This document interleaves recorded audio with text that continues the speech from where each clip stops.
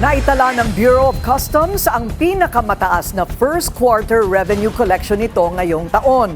Pero pinangangambahang hindi maabot ng ahensya ang target nito ngayong Abril dahil sa krisis sa langis. Ang detalye sa agenda report ni Andrea Salve.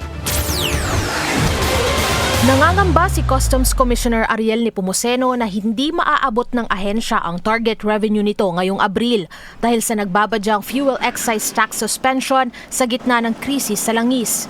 Anya, nasa 8 to 10 billion pesos a month ang posibleng makalta sa kita ng pamahalaan sakaling ipatupad ang polisiya. Malaki yun, napakalaki nun. Kagaya ngayon, ang surplus namin 1.2 billion. So pag nawala yung excise tax at pag sinabayan ng volume bumaba, medyo talagang bababa yung kita. Tuloy-tuloy naman daw ang kanilang tax efficiency measures, gaya ng pagtitiyak na tama at walang daya sa deklarasyon ng shipments na pumapasok sa bansa, lalo na pagdating sa agricultural products.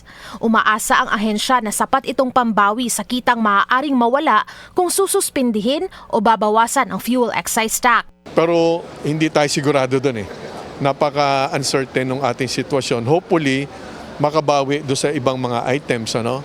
Pero tingnan natin, hindi natin ma-predict ngayon yun eh. Dire-diretso pa rin naman daw ang non-traditional revenue streams gaya ng subasta na ngayon ay sinisikap nilang isagawa kada 2 linggo.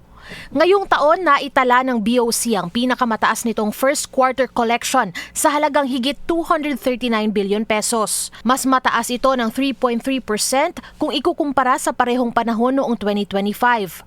Para naman sa buong taon, target ng ahensya ang higit 1 trillion pesos na revenue na posibleng maunsyamirin dahil sa Middle East crisis.